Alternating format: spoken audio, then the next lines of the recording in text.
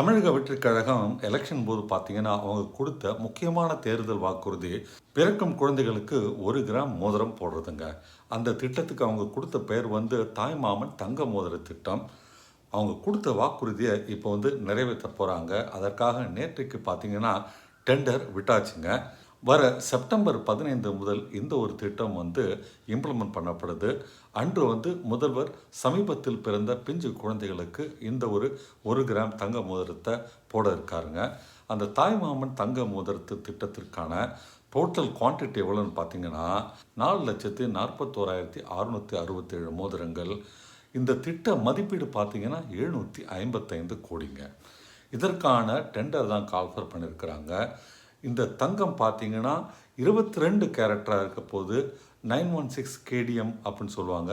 அந்த ஒரு purity level தாங்க இதற்கு இருக்க போது. இதற்கு திட்டத்திற்கான டெண்டர் காஸ்ட், அதாவது யாராவது இந்த டெண்டரில் வாங்கணும்னா அதற்கான காஸ்ட் 5,725 ரூபாங்க. அது டெண்டர் வாங்கிறதுக்கான காஸ்ட்டு.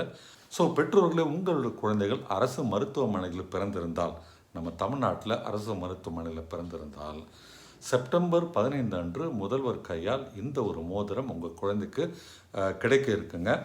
ஜூன் 22லிருந்து செப்டம்பர் 15க்குள் பிறக்கும் குழந்தைகளுக்கு இது தரப்பட போகிறதா சொல்லப்படுது. ஸோ அதற்கு பின்னரும் திட்டம் தொடரும். ஸோ இப்போதைக்கு 4,41,667 குழந்தைகளுக்கு இந்த ஒரு தங்க மோதிரம் கிடைக்க இருக்கு.